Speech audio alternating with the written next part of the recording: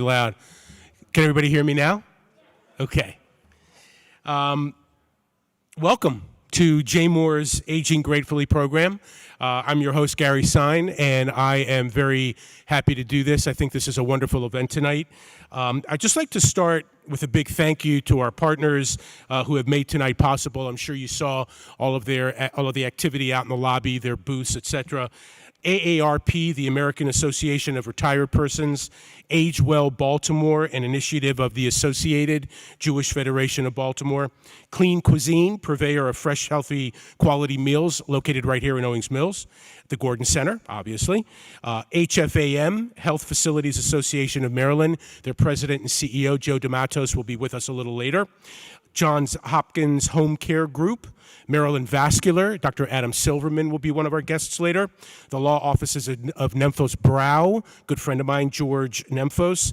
Pressbox and PressboxOnline.com, our media sponsor. Sheppard Pratt, Dr. Louis Marino will be joining us a little bit later. Studio 83 Video Production Company, and UMMC, the University of Maryland Medical Center. Dr. Rena Malik will be one of our guests a little later in the program. And our other media sponsor, WYPR 88.1 FM. Okay, this is going to be a pretty fast-moving hour.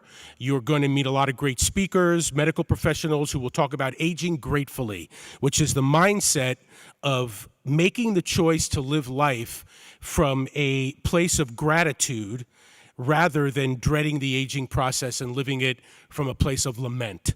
Before we get to our first speaker tonight, some numbers to think about to put the importance of this topic into perspective. These are really mind-boggling numbers. Today, in our country, there are more than 46 million older adults age 65 and over living in the United States. That represents about 14% of the nation's population. But in the next 10 years, by 2030, that number is expected to increase by about 40% in 10 years. That's an additional 18 million people living in this country age 65 and older. That means that by 2030, 1 in 5, 20% of all the people living in our country will be age 65 plus.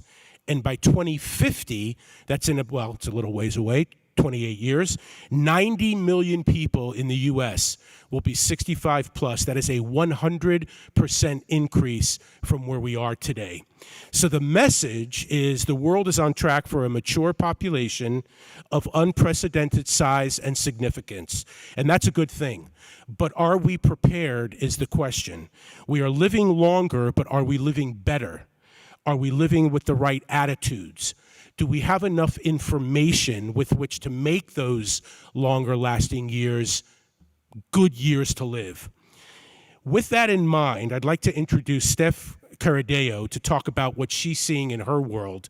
Steph oversees Agewell Baltimore. It's a network of coordinated and collaborative services for older adults, their loved ones, their families, and their caregivers. The network is a joint initiative of the Associated Jewish Federation of Baltimore, Chai, Chana, and the JCS. Steph is passionate about changing the narrative on aging. She's from Northern Ireland, and she has a great accent.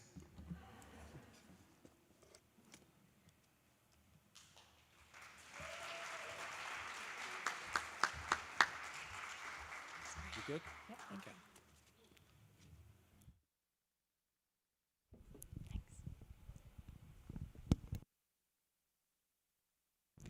Good evening, everyone. Thank you so much, Gary, for the wonderful introduction and telling you a little bit about Agewell Baltimore. You know, I'm so delighted to be here this evening, to be in person. How wonderful is this? You know, thank you to the Jmore for your partnership. Thank you to the Gordon Center and the JCC to make it happen that we are in person. It's just so wonderful. So I'm going to share a little bit of information about some resources, and let's talk about how we can thrive as we age. Isn't that why we're here? So as Gary mentioned, I'm from Agewell Baltimore, and our philosophy at Agewell Baltimore is that we all live well, be well, and age well, and that's why we're all here. So we are a relatively new initiative. If you haven't heard of us, Gary did explain, we have over 40 different services. And really, the agencies in our network have come together to make it as easy as possible for you to access all those services available to you. You can visit our website on this, you can see it on the slide here, agewellbaltimore.org, or you can call a number. And when you call this number, you will get access to an Agewell specialist, and they will tell you about all the resources available to you. And sometimes we don't even know the questions that we need to ask, never mind the answers. So they will absolutely be able to guide you to where you need to be. So some of those services we will talk about this evening, but as I say, everything is on here, so please visit our website. At Agewell, we don't talk about chronological age. We talk about getting older as a life stage. And aging is really such a dynamic process that we are there all our services are there to help support you through that process. So let's talk a little bit about thriving and aging gratefully. You heard some of these great statistics from Gary about what's happening in the country. So we all have different experiences. We've all had different lives. But for the most part, we are living longer, healthier lives. And by 2034, there's actually going to be, for the first time in history, more older people than younger people. And, with people living into their hundreds and living great lives in their hundreds. So we have lots of researchers looking at what are all the different ways that we can age healthily. What are all these positive influences that will make us age in a healthy way? And I'm going to share some of those with you this evening. So for me, one of the most exciting findings is that as we age, our happiness actually increases. So you may have heard of it. It's called the U-shaped happiness curve. So it kind of bottoms out at our 40s and 50s, but then at about late 60s, early 70s, our happiness peaks and continues into our 90s. So it's so great to know this. And a lot of this has got to do with, we've all lived a life, and with living our life, we kind of understand and expect the ups and downs that come along with that. We have a better sense of self, but also we accumulate all this crystallized intelligence. So everything that we experience, that we do, that we learn over a lifetime, that helps us use that to be able to come up with great solutions for life's challenges. So this crystallized intelligence increases, our happiness increases, and our emotional equanimity also increases. So that is what makes us feel calm. So I tell you, if I know that I'm going to be happier, calmer, and I'll be more intelligent, I can't wait to get older. So going back to happiness, one of the researchers have found that actually the number one factor that influences our happiness and our well-being as we age is our relationships. And you may know how important this is. And so at Agewell, we have lots of different ways that you can strengthen and nurture your existing relationships and also make new connections. Everything from maybe you're interested in an encore career. We have our Ignite Career Center can help with that. Or maybe you would like to join NNC. That's our Neighbors Helping Neighbors Village Network. Or maybe volunteering is your thing, and you would like to make some friendly calls for people who perhaps aren't getting out and about as much. So whatever is most important to you, no matter your age, having a sense of meaning, of purpose, of contributing to your community is so very important. But the really cool thing about aging, and don't forget, we're aging from the day that we're born, is that as we age, we're gaining new skills, new experiences, new abilities and new knowledge, and we can share that with our communities. So I say, bring your skills, bring your experience, bring your wisdom, and let's make a difference together, whether that's fighting climate change or whatever it is you're passionate about, bring that and we can make an impact together. And there's a ton of other things that researchers are finding out more and more about how we can really influence healthy aging. And at Agewell, we can help with a fair bit of that. So tonight you're going to hear more about brain health, physical health, your emotional health. So maybe that's taking a fitness class at the Meyerberg or an art class to learn a new skill to keep your brain healthy. Or maybe it's talking to a therapist or joining a wellness conversation to take care of your emotional health. Whatever that is, we have tons of different services that cover all aspects of your well-being. Everything from financial and mental wellness, as I mentioned, to also making sure that at all points you feel safe. At Agewell, we also really try to encourage the importance of proactive aging, as we're talking about, but also planning for your future.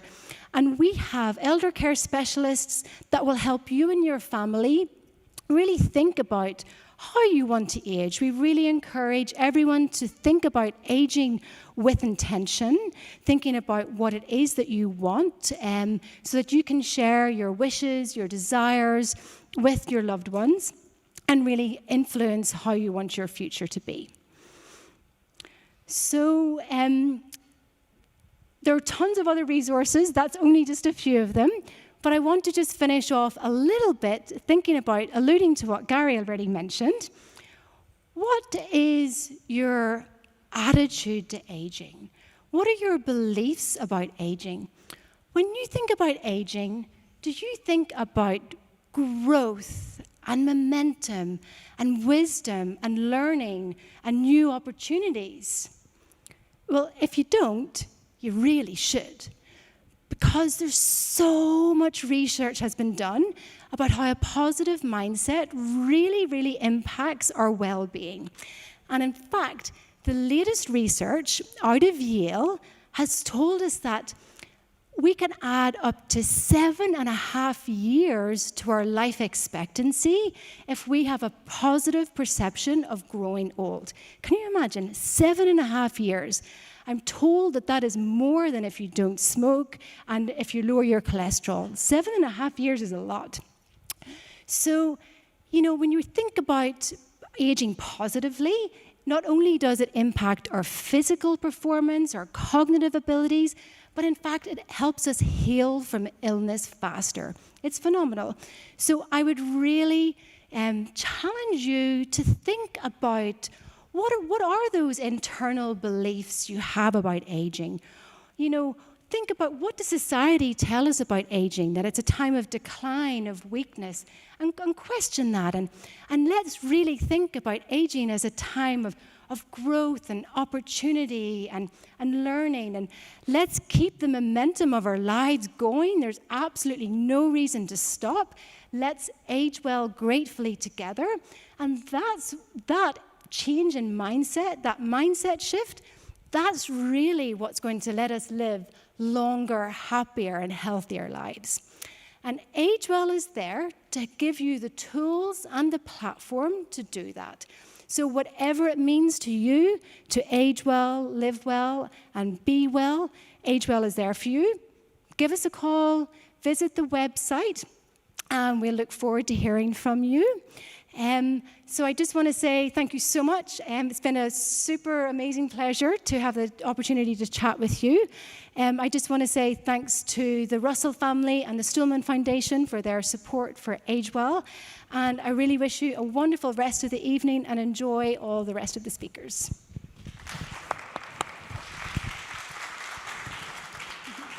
So if I could just ask a quick follow-up question. I was thinking about this while you were talking.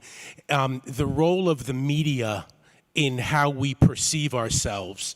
I'm not saying that the media has an obligation to do one thing or the other, but I think it is interesting. The name of your organization is Agewell, yet we are constantly bombarded through the media by messages of youth, of looking young, of feeling young, of, maintaining our muscle, or, whatever those messages are. And so I just wonder, is that the right message to be sending us? Or should somebody be sending us a message rather than try to be reclaiming our youth, aging well? Like, how do you manage that challenge? Yeah, you're absolutely right, Gary. You're speaking straight to my heart. I think it starts with us individually. It starts with how we feel about ourselves. Question, like any other bias, we have to really think about aging like any other bias and think about, stand up against even the senior moment birthday cards, like all the birthday cards that talk about aging as a decline. Don't buy them.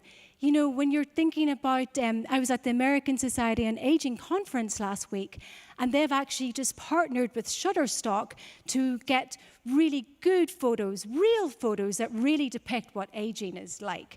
So there's definitely a lot of work happening, grassroots, talking about ageism and the importance of it. So I think having conversations like this, raising people's awareness, I think that's definitely where we can start. Thank you very much. Thank you so much. Thanks, everyone.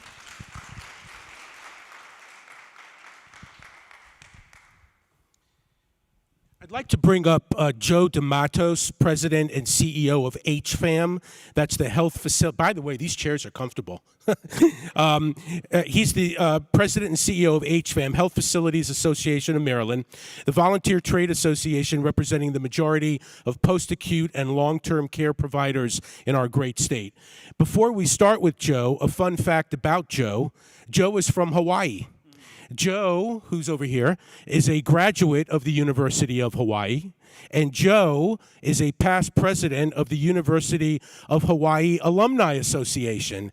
So I asked Joe, with all seriousness, how, or maybe even more importantly, why did you end up in Maryland? If we get the microphone. Oh, yes, microphone works. Hello, everyone. Aloha. Let's see if I can hear it back. Aloha. Aloha.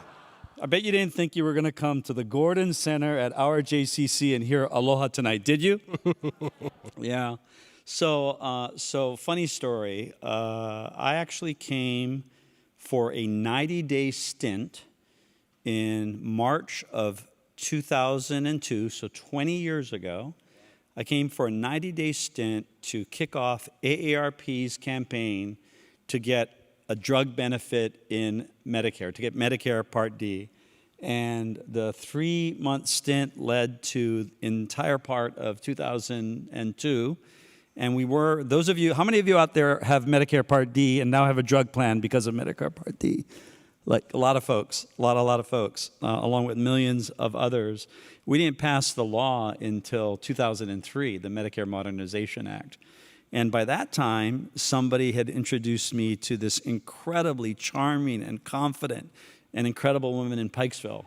Oh, so the die was cast. I married up, and it's 20 years later, and I've since been to Hopkins and joined the JCC board and have 2 sons, 13 and 16. And yeah, this is my place now. This is my place now. Well, we're certainly glad to have you.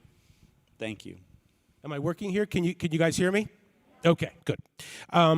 So Joe, here's the thing. Usually when we talk about aging, the conversation moves towards stereotypes of dependency and decline. And I'm sure that, I'm sure you see that a lot or hear that a lot in the type of work that you do. And that is kind of how old age has been defined historically. But tonight, let's look for upside and opportunity as we age. Talk to us a little bit about that and kind of changing the way we reflect or that we think about getting older. Gary, it's a good question. And, it's funny that you introduced the fact that I was born and raised in Hawaii, and the fact that my family has been living there since 1883. So it's not like we were like there yesterday. And those of you here in the group, friends, old friends, new friends, know that I sign my emails, be well. I have always signed my emails, be well, in this part of the world. The reality is that when I grew up in Hawaii, I would sign my emails, e malama pono. The letter E, malama pono, e malama pono. And e malama pono is a pleasant command to be well, to take care of yourself. E malama pono, take care, be righteous, be well, be spiritually well, be physical well. And when I came here, I obviously couldn't continue signing my emails e malama pono because nobody would understand what it was. So I converted it to be well. What that relates to in terms of any part of my career, whether it's the 10 years I spent at AARP or the 12 years at HFAM or my time in state government or in the private sector, I've always experienced aging as a state of abundance. What I want everybody to remember today is aging is powerful. It is powerful. It is abundant. And it is tailored to who you are. Your chronological and your biological age are unique to you. They don't often connect. And so, Gary, relative to your question about the stereotype of aging, you know, I have worked for HFAM for 12 years. And prior to the pandemic, when I couldn't visit every 2 weeks, I was in a facility or in a campus every 2 weeks for those 12 years, once every 2 weeks. And I will tell you, the staff, the family, the residents, the patients, they all had different chronological age. They all had different biological age. They all had different abilities. In many cases, the people that lived there, in most cases, in the vast majority of cases, the people that lived there needed to live there because what they were experiencing on their individual journey. But here's the punchline I want everybody to remember here tonight, and that is this. Everybody, I saw a glow in the eye of everyone. There are moments in everybody's aging experience, maybe sometimes when some people have written you off, where you're engaged in an activity, or you hear a song, or you're spending time with a loved one or a family member, or your favorite person who works at the place is working on that shift. And I've seen that spark, and it's pretty amazing. So what I want folks to remember is that aging is powerful, decline is variable, and people that you think are kind of declined with a D, past tense, let me just reassure you, they're not. They're just straight up aren't. Question. Inevitably, in many people's lives, if not most people's lives, there will be debilitating circumstances to one degree or another that somebody goes through. It could be the loss of a loved one. It could be a financial loss. It could be, loss of the use of a body part, or just declining health, etc. The question is, when we think about aging gratefully, that we're doing tonight, in a debilitating circumstance that may occur, how does somebody keep the mindset of aging gratefully even through that?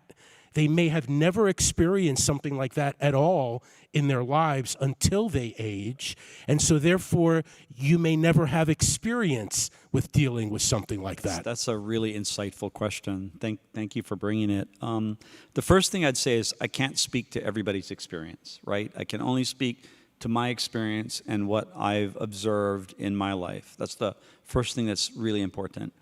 The second thing that I would say is often these challenges are actually unrelated to age and more related to choice or circumstance, or quite frankly, just really bad happenstance. And so it's important to state those. In my experience, the critical success factors of people navigating the times like you described is that they acknowledge the moment that they are in, and they acknowledge that it's a moment. So there is power in aging gratefully to understand that when you're in one of those moments, and I kind of don't love the phrase debilitating moments, but it's accurate.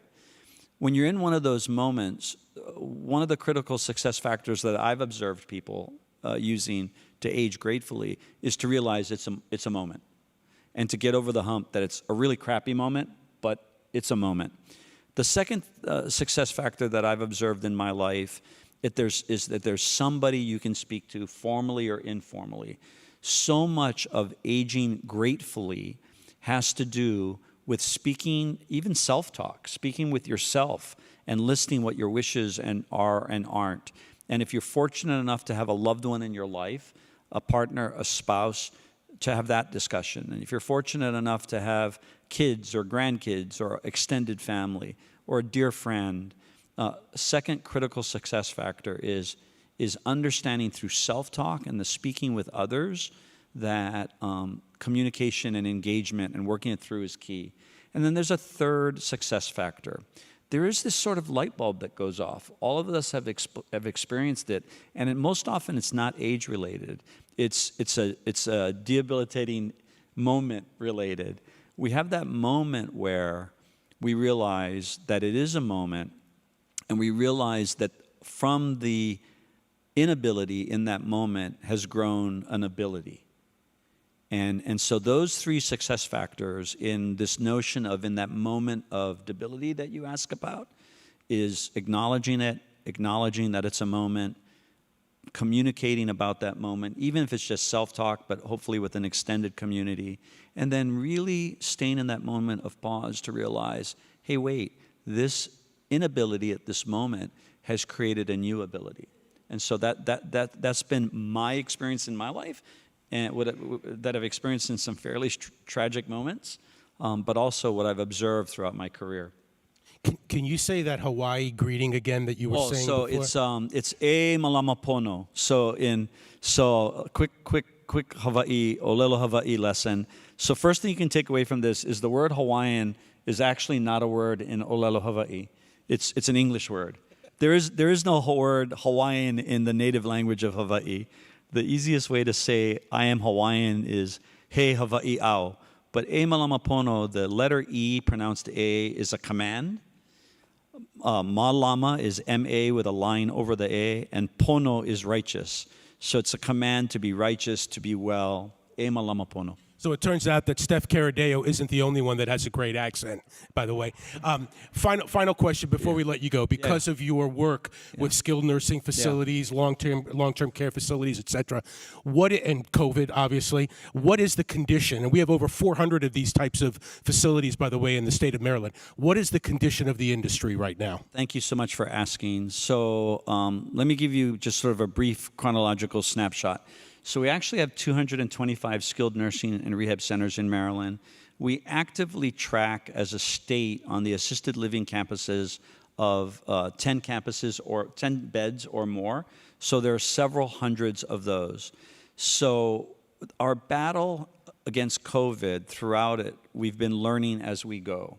It's kind of horrible to say that, but it's a truthful statement that as a world, as a country, as a sector, as a community, in any of our zip codes, we've been learning as we go. So in the case of HFAM, we issued our first COVID alert I think on January 29th of 2020.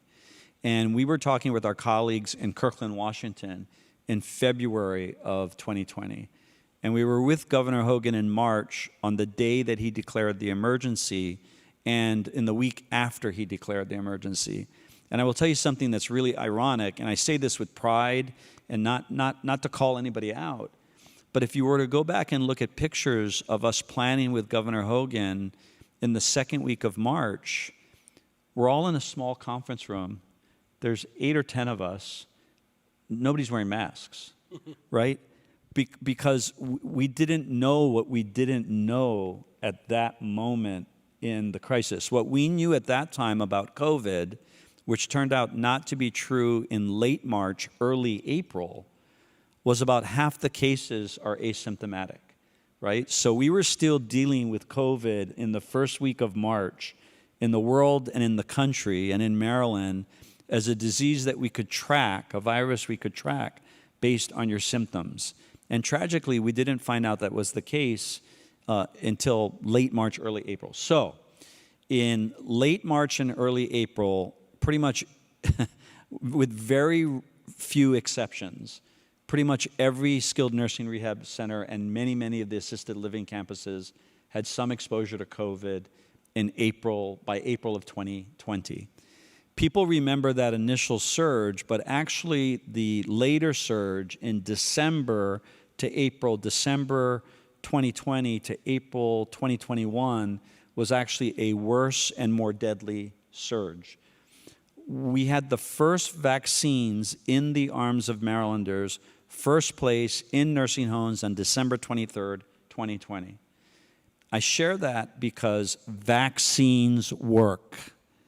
They save lives. They were a game changer in healthcare. In January to April 2020, December to February 2021, people died. Disproportionately, much more people. Fast forward to today, when we first rolled out the vaccine, we had one of the highest vaccination rates in the country in terms of nursing homes, about 90% of our residents and patients, about 80% of our staffs. We had one of the largest community vaccination rates in the country. They are, of course, outliers, but ours was one of the best in the country. What does that all mean today? Today, we're experiencing a spike, not a surge, right now. This spike is going to get worse in the next 2 weeks. It will go up, and I think like previous spikes, as opposed to surges, it will go down. So you will see an increase in the percentage of COVID in the next 2 or 3 weeks, but thankfully, people are not dying. So where does that leave us in about the several hundred skilled nursing and rehab centers, the several hundred assisted living campuses that we track on, and the 225 nursing homes that we track on? As of this morning, there are cases in 12 nursing homes in Maryland. 12. Not 30, not 40, not 50, not 60, not everybody, 12. And there's probably 12 on the bubble that could develop some outbreaks. So again, what we've learned and the vaccine make a big difference. Do everything you can to promote and work with your healthcare partners and your personal physicians on the timing of a booster for you. Be prudent in your behaviors and realize that we're probably going to see spikes like this in the foreseeable future, but we are much, much, much better today than we were a year ago. So that's the snapshot. Joe DeMattos, the president and CEO of HFAM, Health Facilities Association of Maryland. Thank you very much. Thank you, everyone.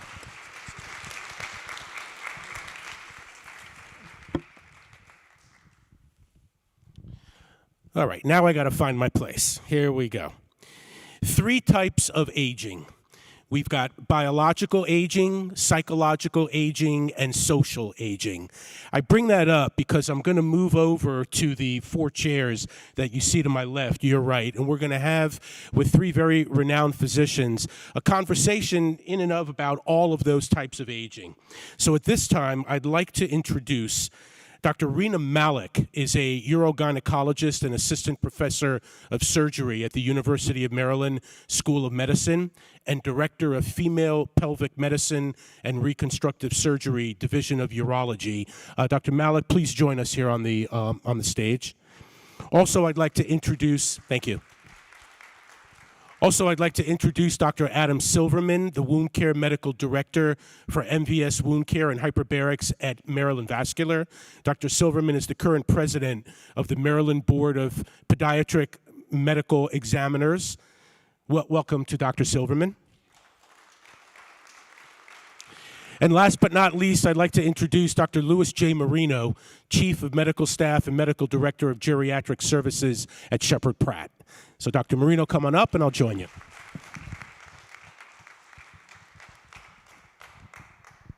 Guys, thank you so much. Appreciate it. chairs are still comfortable, but not quite as comfortable as the other ones.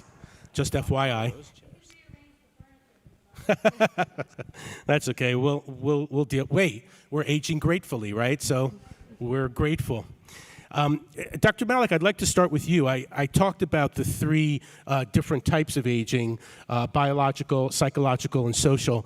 And from your perspective, I'm thinking more biological. Tell us what you're seeing in your world with patients that you see.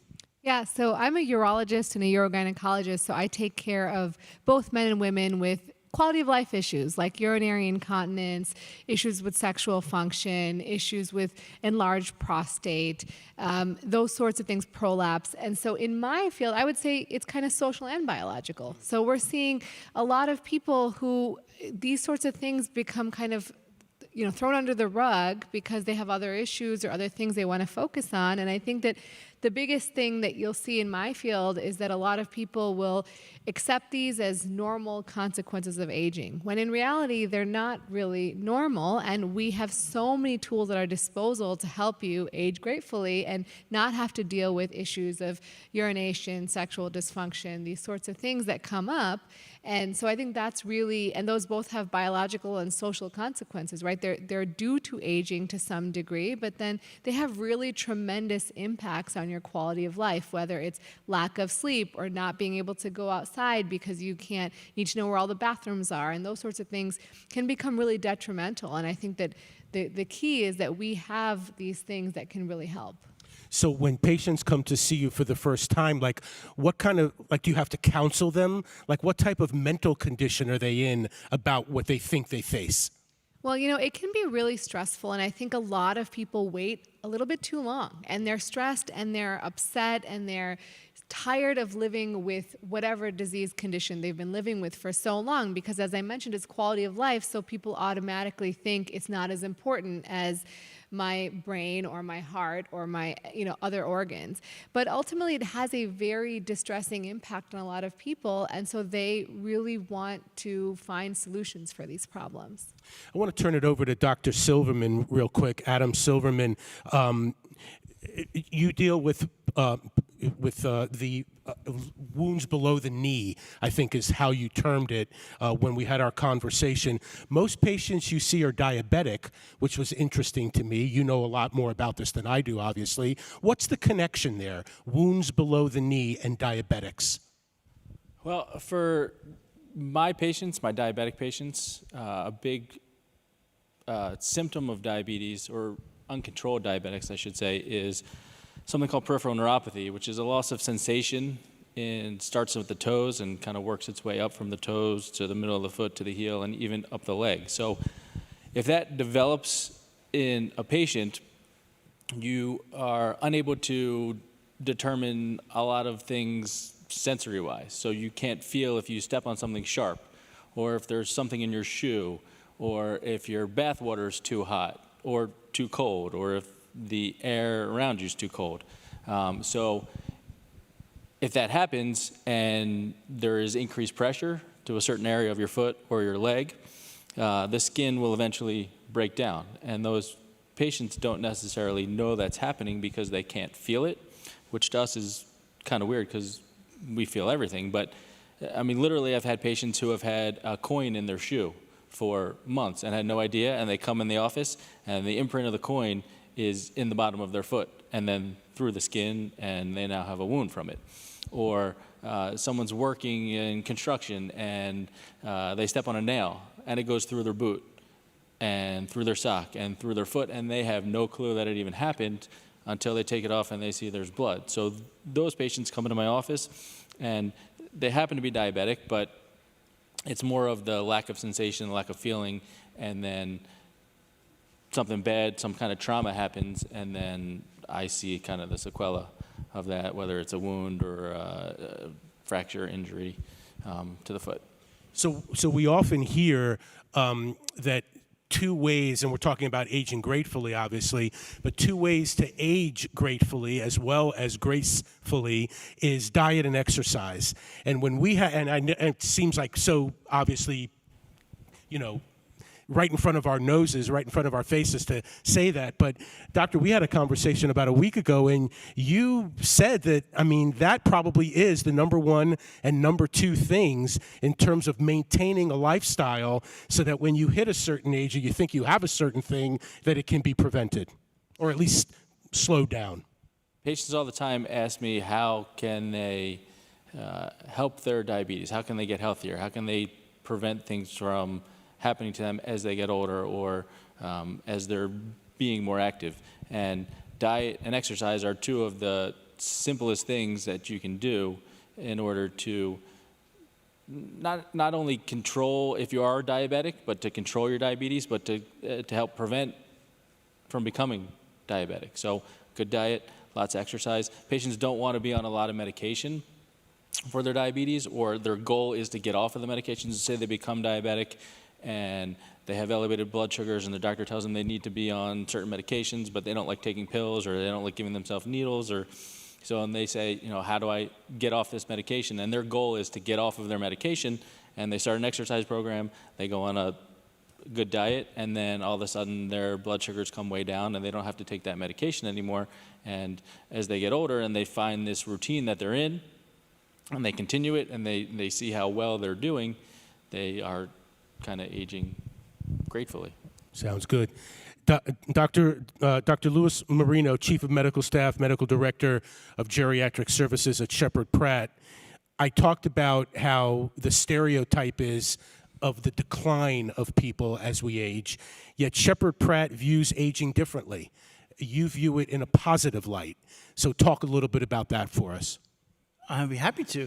I learned something today about, in Hawaiian, you know, be well, but hidden in there apparently is also, you know, be courageous, right? And, you know, we unfortunately see people who, you know, they've been hit by life circumstances, something has sort of knocked them off their pins, and, you know, one of the things that people really need to focus on. We talk about aging. We're all aging. I can't see everybody, but you know, teenagers, young people, everybody is aging, right? Every day. And you know, we view people in a biopsychosocial way. And what that comes down to is really developing your own humanity and recognizing that every single person has value by virtue of the fact that they are a person. And then people, I think what we try and do is help people who are struggling get back to maximizing their humanity. And that does not come necessarily with being happy, right? It comes with overcoming challenges and building character. And the process of building character, building your humanity, is something that begins early in life and continues throughout the entire lifespan. So our job is when people find themselves off track is to get them back on track. And you know, as we've heard earlier, one of the things that really makes people successful in terms of being grateful and having a contented life is to form good relationships with other people. The advice that we always give goes back to really Aristotle. You know, we can, I'll try and seem really smart for saying all of these things, but, you know, the more you know about being well, the more it goes back to a healthy body and a healthy mind. Eating well, eating nutritious foods in moderation, regular exercise, forming strong relationships with others, doing productive work. All of these things were known long ago. And you know, I think as physicians and healthcare professionals, we try and drag people back to this basic early knowledge. So a couple of notes here. 3 things to continue to do as you age successfully: being free of disease or disability, maintaining high cognitive and physical abilities, and interacting with others in meaningful ways, just like Dr. Marino was talking about. 4 ways to find contentment as we age. Contentment, I should say. Find simplicity, streamline possessions, which I thought was interesting, searching for wisdom on how to deal with grief, how to recognize and enjoy one's uniqueness, talking about building on that point from Dr. Marino, and free yourself from outdated ideas about your own potential, letting your mind be free of what we think is true. Dr. Marino, I wanted to follow up and ask, I'm sure you see patients that suffer from depression, anxiety, etc. I wonder, is that something that they became as they aged, or was that something that they had suffered from all throughout their lives? It's both, really. We, as geriatric psychiatrists, we see people who have had the illnesses that are associated with the entire lifespan. But we also see diseases that arise late in life. And late life depression is one of the most common things for us to encounter. It's an entirely treatable problem. I think going back to when I started out, there was a controversy about whether or not people who were older and got depressed, whether that was just a normal reaction to circumstances. But it became very clear, and it was easily proven, that this is actually a disease that's very treatable. I'm sorry, I lost track of... No, that's it. Perfect. Okay. I wanted to go back to Dr. Malik. How much, when you see somebody, right, for incontinence or, the things that you were talking about before, sexual health, etc., how much time do you actually spend just talking to the patient about their circumstances as opposed to treating a circumstance? Well, a lot of the time we have to understand that, particularly in my field, that you may have these symptoms and they may not be the most bothersome thing to you, right? You may come in with symptoms of bladder leakage and you might wake up at night, and the bigger problem might not be the leakage, it might be just that you don't sleep at night, right? And so my job is to make sure I understand what your goals are, and we have an open discussion about what we can actually achieve, what's achievable with modern medicine, and what your goals are. Maybe you want to just do conservative management. You don't want anything invasive. You don't want any medications in addition to the medications you're already on, which is totally reasonable. So a lot of the time is spent understanding what the patient's goals are and what exactly is bothering them the most. And then the rest, after we know that, then only can we go on to, treat and spend time discussing the options there. I always like to ask our guests why they do what they do. So if you wouldn't mind, why do you do what you do? Yeah, so I think that what we do is so valuable because these are such intimate, important parts of your life that people don't talk about openly and don't feel comfortable talking about. And so I feel so honored and privileged that patients come to me and talk to me about this. And I feel very comfortable, obviously, speaking on this. And so for me, it's just such a wonderful experience to give someone their quality of life back with what I do. Dr. Silverman, what about you?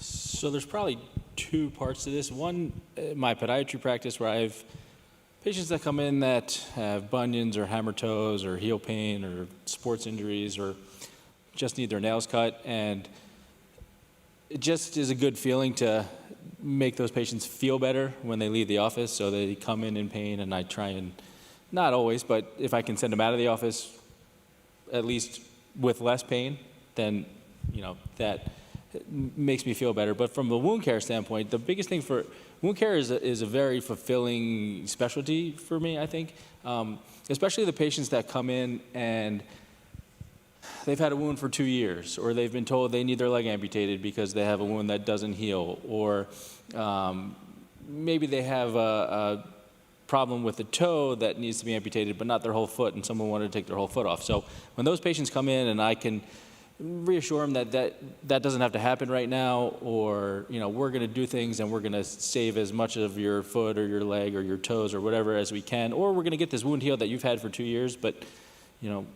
I can heal it in 2 or 3 months, and they are the happiest people in the world. For me, that's kind of the most fulfilling and why I keep doing what I do for these patients. I have to ask, what kind of mental state is somebody in when they come in and they think they have to get something amputated? I mean, my God. Well, some of them are a little pissed. Some of them are scared. A lot of them don't necessarily understand why they're being told this, and then they don't understand why I'm telling them that it doesn't have to happen. So we do have a lot of long conversations about why limb salvage is a thing that we can do here, but maybe some other people don't necessarily have that ability just because of where they're located, or where what they have access to. So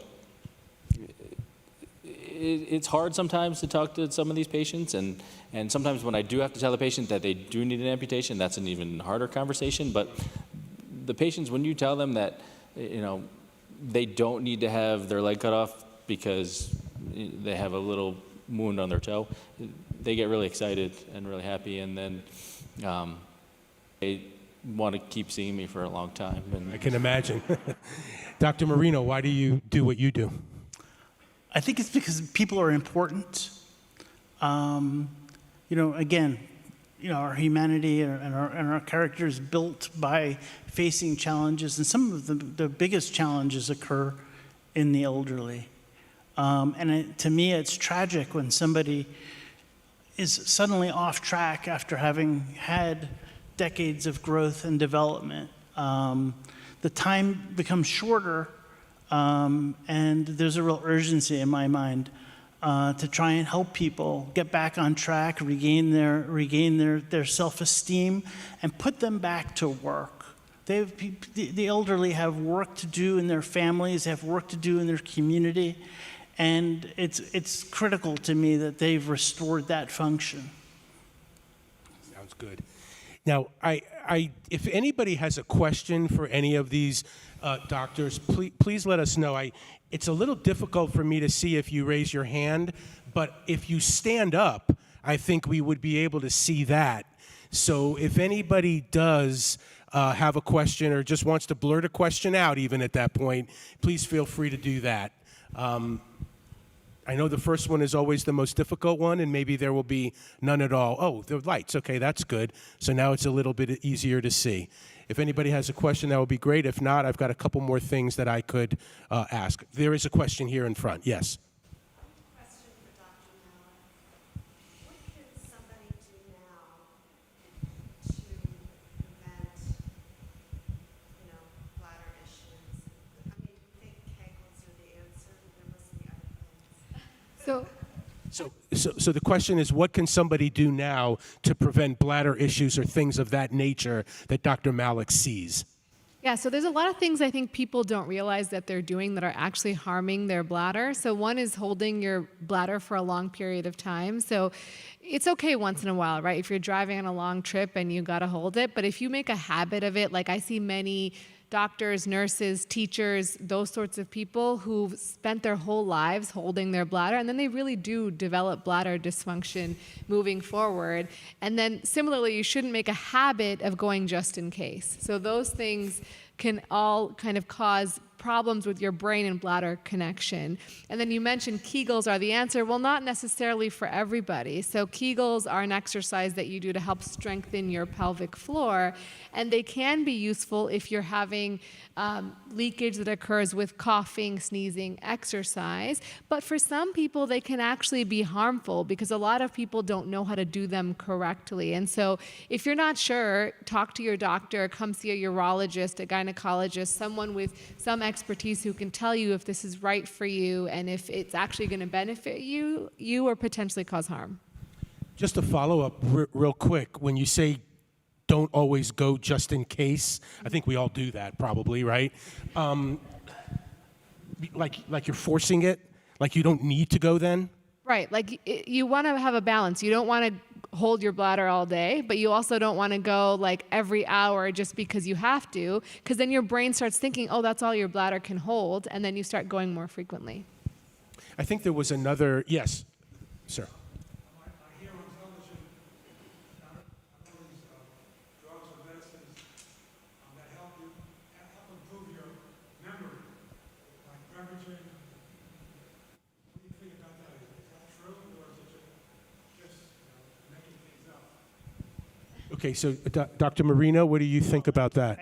I'm not in a position to support any non-FDA approved medications. There are people who take these supplements, and again, proper nutrition is very important. And there are things in those supplements that are potentially helpful. I don't know that it's ever really been shown. I don't know if any of them ever really been shown to be as helpful as the claims go. I know over the course of my career, has been things come in waves like ginkgo, and that's probably one of the earlier ones, and various cholines. I'm not in a position to really comment on it as an authority because it's outside the practice of medicine. I certainly have patients with dementia who have been taking those things for years. I have, a lot of people have not been on them and are doing okay, so it's hard to say. So I have a quick question for Dr. Marino. They say, as far as brain health is concerned, like you always read that, doing crossword puzzles and Sudoku and things like that. My wife got me this book of Sudoku. It's like literally like 1,000 pages or something. Of course, I do the easy ones. But regardless of that, though, do you think that actually, how much does that help? It's hard to say how much it helps. We do know it doesn't hurt, right? It doesn't hurt. It does not hurt. That's a fairly meaningful way of spending your time, keeping your mind active.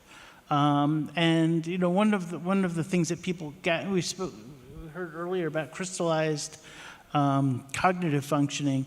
The more ways we can learn to solve a problem, the more ways we can solve problems in life. So it's certainly a worthwhile endeavor to try and engage one's mind in challenging activities.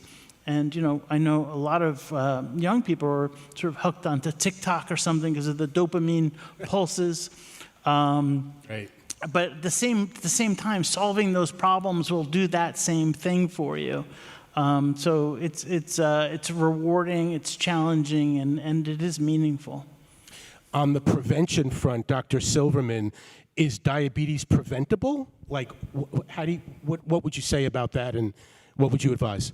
I play a lot of games on my phone. I don't have a but. I use my phone because technology. And is diabetes preventable? I'd say probably in a certain population. So the type 1 diabetics, the kids that are born with diabetes or develop at a young age, that's probably not preventable. But in the elderly population, I think diabetes is absolutely preventable with, again, good diet and a good exercise program and just healthy living. Seeing your doctor regularly, having regular blood tests, and keeping up with medical visits and seeing specialists if you need to see specialists. So I think it's preventable, and I think it's also treatable if you do get it so that you no longer have to be diabetic. Are there any other questions for our doctors up here? Oh, yes, right in the middle. Do I have to stand? You don't have to stand. I'd like to know, this question I guess is going to Dr. Malik. Do women ever age out of needing to see a GYN doctor? That's a good question. I'm asking because I've asked that question to a couple of doctors and I've gotten a different answer each time. Yeah, so I'm not a gynecologist, but I will say that, there's a certain age where you stop doing pap smears for cervical cancer screening, which is based on their guidelines. But I think that there's value. I do pelvic exams on all my patients because I think there's value in looking at the health of the tissues, assessing for any abnormalities that can occur as you age.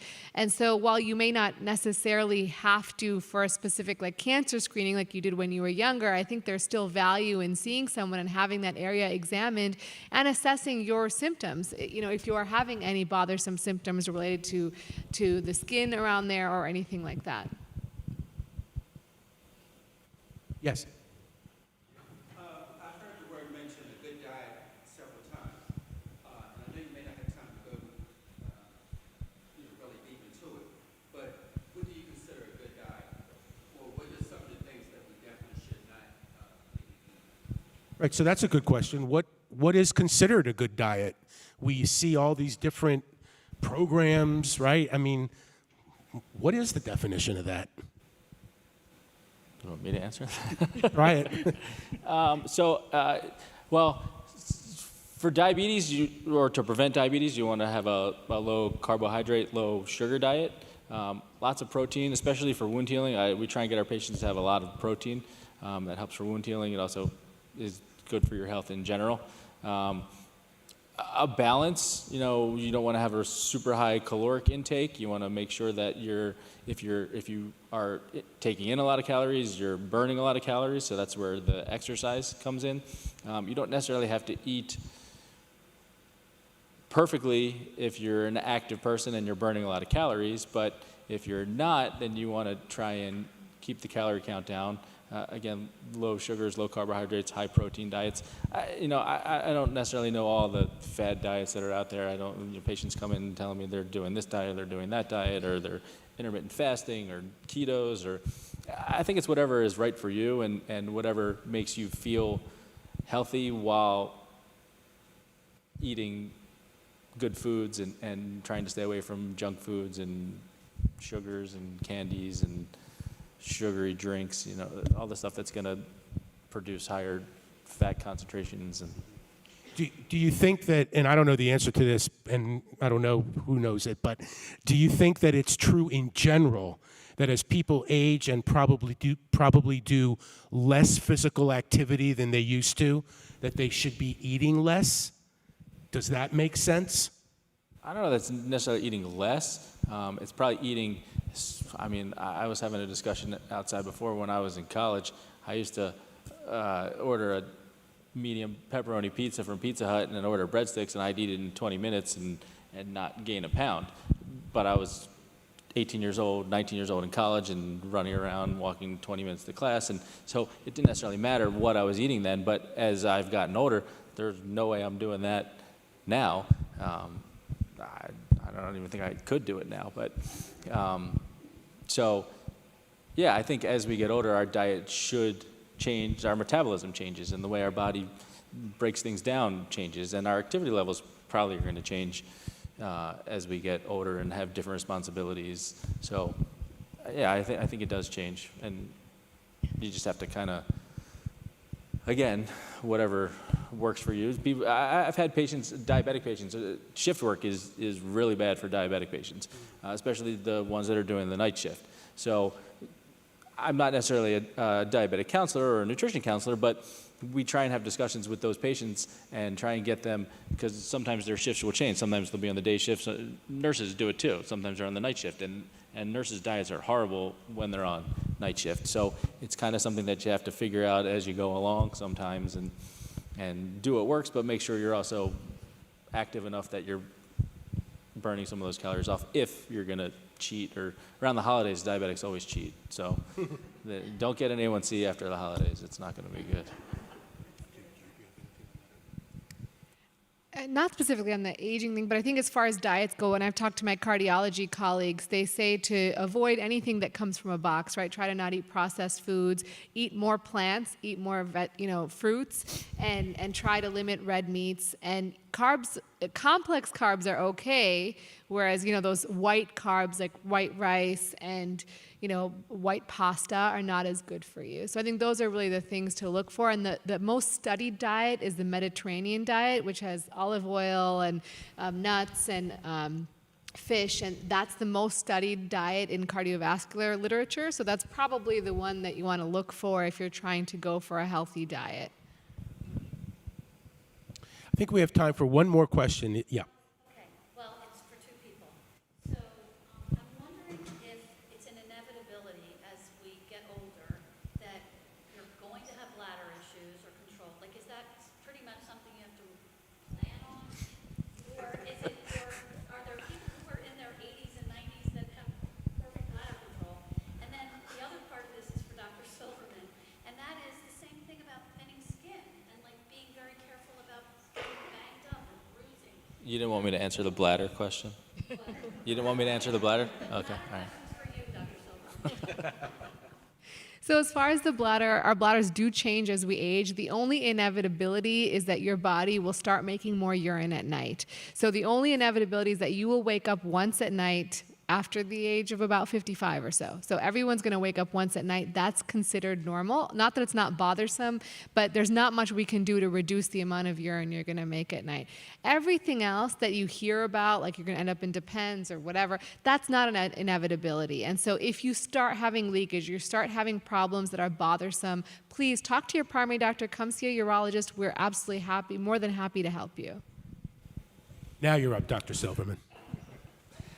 So you asked about thinning skin, specifically on the feet, or I mean, your skin will thin in general. That's out of the scope of my practice on your arms, but as far as the feet, the bottoms of your feet have an extra layer of skin, so it's not so much a thinning skin issue on the bottoms of the feet as it is a loss of fat padding on the bottoms of the feet. So I see a lot of patients that come in and, your skin will thin as you age. So it is a little bit thinner on the bottoms of the feet, but it's more that you lose the protective cushioning that you have on the bottom of your feet.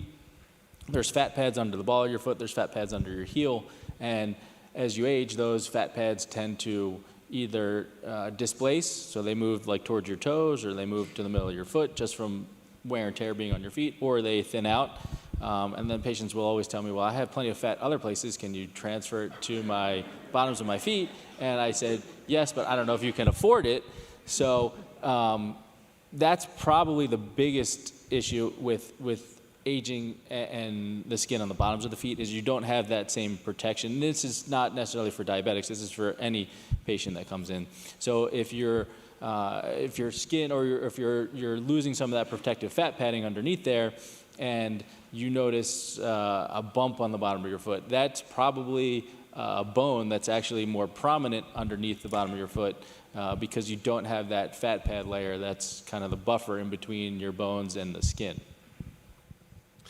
I've got a question for Dr. Marino, and then if anyone else has one, then we can wrap it up. Dr. Marino, I wonder when you see patients, as you get older, and I'm experiencing this now myself, you reflect back and you think about desired goals that you had when you were younger and then goals that you've actually achieved. And I just wonder how much conversation you have with patients about that topic. How do they deal with maybe goals that they had thought they could achieve but ended up not achieving for whatever reason? I think that's a real concern for younger people, that when they get older, they will not have gotten to where they wanted to be. This is a part of who we are that's defined by society as being productive, right? So children are sort of, anybody under the age of 21, anything they say is kind of excused, not taken seriously. And then people over the age of, I don't know what, the number keeps going up. It used to be 60, now it's probably 75. Say, oh, well, he's old, what does she know? So this climbing the ladder and checking off accomplishments is really something that's valued in society, but it's something that belongs in that middle age. When people are older, they are like anyone should be, living in the moment. What are the problems that I have right now that I can solve? And fortunately, being older, they have more experience. They have more wisdom, and the older people are shown to have higher levels of oxytocin, so they're more social, they're more nurturing, and you would think that comes up all the time. Somebody like me go, oh, I wanted to do this and I never did.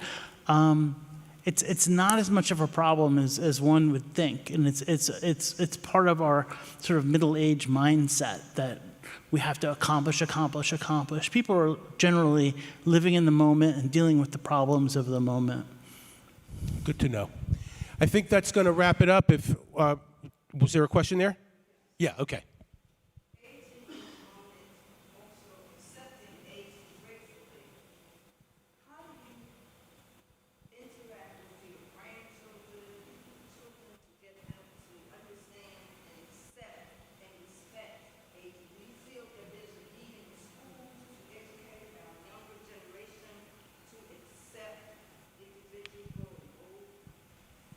That's a great question, Dr. Marino. I think that's something that's modeled. I think you could read to people, you could yell at them, you could lecture them, but people look to their families, they look to their community, and they see what goes on. It's up to us to understand and revere the experiences of the elderly and to accept them into our lives and to benefit from the riches that they have to share.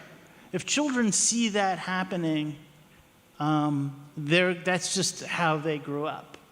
You know, I don't think I would be a geriatric psychiatrist had it not been for the wonderful grandparents that I had and the tremendous reverence that everybody has in my family for them. My grandfather died over 50 years ago. My grandmother died about, I'm going to say 25 years ago. There's not a family get-together where they aren't brought up and that we think back to what they told us, and that remains the yardstick for our behavior well after they've passed on. And I think that's where that comes from. All great questions. Thank you very much. Dr. Rena Malik, Dr. Adam Silverman, and Dr. Louis Marino, thank you so much for being our panel here tonight. Thank you. Really great stuff. And thank you for joining us here tonight. We certainly hope to have another event in the near future, and thank you again for coming out.